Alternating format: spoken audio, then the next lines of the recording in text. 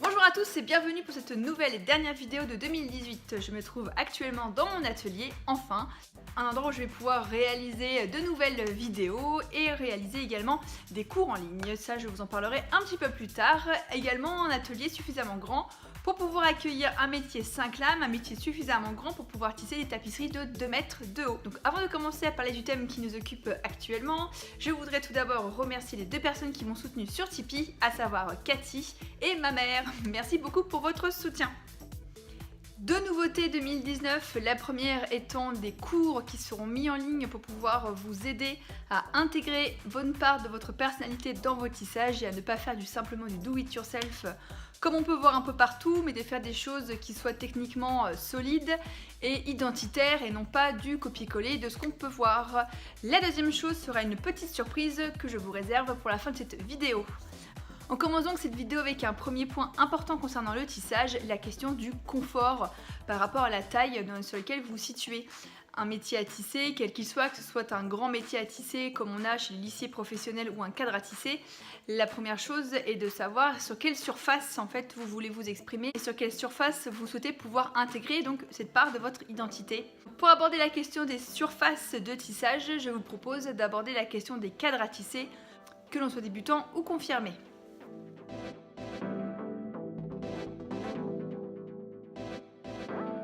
Alors la surface de tissage la plus modeste que l'on peut trouver existe sous forme déjà de cadre à tisser déjà préparé ou sous forme de cadre à tisser comme celui-ci, à savoir un châssis de peinture sur lequel j'ai planté des clous à une distance égale à partout, que ce soit en haut ou en bas, et sur lesquels j'ai réussi à monter donc une chaîne. Alors l'avantage de ces métiers, c'est qu'ils sont relativement petits.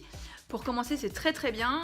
Ils permettent également donc de travailler des fils relativement gros pour pouvoir avoir un calibre de chaîne donc plus gros, donc du coup une trame plus grosse pour que ça puisse monter plus vite, puisque lorsqu'on travaille des fils très fins, ça peut être assez désespérant de voir la vitesse à laquelle ça monte, qui est très lente. Donc l'intérêt de ces métiers permet justement de mettre de la matière, pour pouvoir être transportables, puisqu'ils sont relativement petits, et puis surtout d'un point de vue financier, ça coûte peu ou pas cher du tout en fait, puisque ça doit coûter une dizaine d'euros, un cadre comme ça je suppose, avec quelques clous qui permet de réaliser voilà, ces premières œuvres. L'inconvénient qu'ils ont, c'est de ne pas avoir de système de tension, ce qu'il faut que lorsqu'il vous montez directement la chaîne, il faut que vous ayez une main relativement solide et relativement régulière, pour ne pas avoir des problèmes de fil de chaîne qui soient complètement inégaux en termes de tension, ce qui rendrait un tissage plutôt de mauvaise qualité, et encore qu'ici ce ne soit pas un chef-d'œuvre, mais voilà, on peut voir la qualité du tissu qui n'est pas forcément extraordinaire, c'est vraiment propre à ce genre de métier à tisser, puisque la tension des fils est relativement molle. Alors ici j'ai mis cette épingle à tricoter de façon à pouvoir séparer un fil sur deux, cette aiguille pardon à tricoter, pour pouvoir séparer un fil sur deux, pour avoir plus de facilité pour dans un sens de la passer.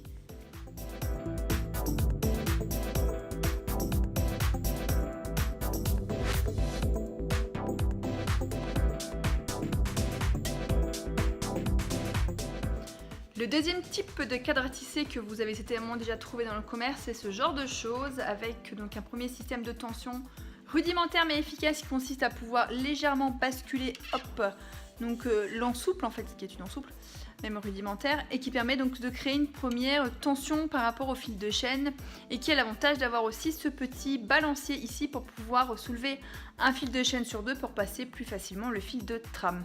Donc ici c'est un métier que j'avais acheté chez Funem Studio, une boutique en ligne sur Etsy. Ils sont basés en Belgique.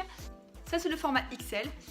Ce métier était livré avec donc 2 navettes que l'on peut voir ici, qui sont plutôt utiles, intéressantes, mais pour ma part je m'en sers plus comme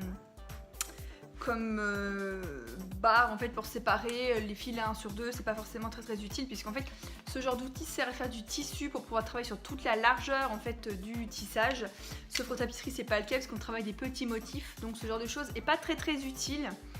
Et du coup on peut aussi... C'était également livré avec un peigne voilà, que l'on voit ici pour pouvoir tasser les matières, un peigne que je trouve assez intéressant pour commencer, mais un petit peu gros après lorsqu'on veut faire des formes un peu plus délicates, il faut utiliser l'ongle. Donc ces navettes sont intéressantes pour commencer. Pareil, si vous faites du fond, ça peut être très utile. Autrement, on les abandonne assez vite pour travailler avec un système de flûte. Comme on est ici sur Aubusson, ou par exemple ce qu'ils ont au Gobelin, ça ressemble plus à un espèce de petit stick en bois en fait, sur lequel on charge son fil pour pouvoir passer derrière les fils de chaîne pour pouvoir continuer à tisser. Donc ça, c'est un format qui permet de tisser, je crois, une cinquantaine de centimètres sur une quarantaine de centimètres sur une cinquantaine, quelque chose comme ça, je ne me souviens plus. Donc vous pouvez le retrouver chez Funem Studio sur Etsy, je vous mets le lien en description.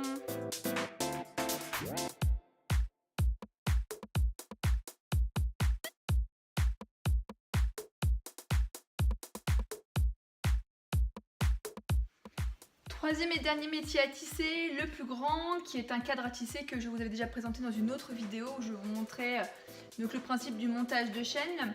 Sur ce cadre, l'avantage c'est de pouvoir choisir le type de calibre de fil de chaîne que vous souhaitez en fonction du projet, puisque on définit toujours le calibre du fil de chaîne non en fonction de son stock mais en fonction du projet particulier qu'on a à faire. Ici c'est un projet que je viens de terminer sur lequel je n'avais pas du tout fait de dessin préliminaire. Du coup ça met une éternité avant de pouvoir être fini en fait, parce qu'il fallait que j'improvise sans arrêt. Et c'est beaucoup plus long et c'est très imprudent, c'est une chose sur laquelle également je reviendrai. L'avantage qu'ils ont également, c'est d'avoir un système de tension ici, donc ces tiges filetées là permettent de tendre en fait cette barre vers le haut de manière à pouvoir avoir un système de tension qui soit assez efficace. En fait le coton a pour propriété principale de se détendre, en fait il a une élasticité naturelle qui fait qu'il se détend et donc régulièrement on est obligé de retendre les fils de façon à retrouver une tension satisfaisante. Ici j'avais comblé le manque de lisse par ces petits bouts de ficelle, de façon à pouvoir séparer un fil sur deux pour pouvoir travailler sur des petites surfaces. Alors l'inconvénient qu'ils ont c'est d'être assez grand, donc il faut pouvoir les transporter, ça c'est pas forcément évident. Et puis c'est une pièce que je ne recommanderais pas par exemple à des grands débutants, puisqu'il faut pouvoir placer ici son fil de chaîne de façon régulière, il faut pouvoir déjà anticiper, mettre les passés de chaîne ici, les lisses. C'est quelque chose que je recommanderais volontiers à des gens qui ont déjà l'habitude de tisser, qui connaissent ces difficultés, qui se sont déjà fait avoir par plein de pièges relatifs au tissage. Et c'est un cadre à tisser également sur lequel j'aurai le plaisir de refaire une vidéo pour vous montrer un autre système de montage de chaîne de façon à pouvoir compléter les connaissances sur le sujet.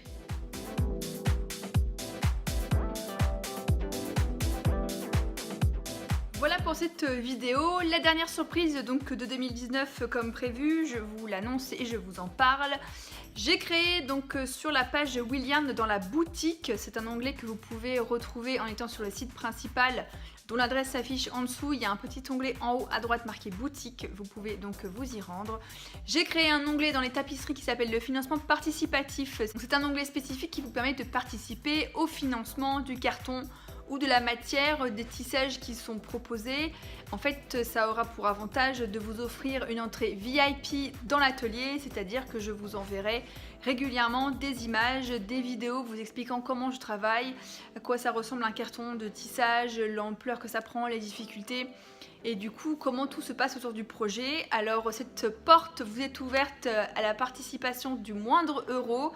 Actuellement, la cagnotte qui est actuellement en place, qui va se terminer donc le 30 décembre, il s'agit du financement du carton pour le cochon donc de Laurent Guillot, un cochon qui est de toute sa splendeur placé sur un fond vibrant à la Van Gogh.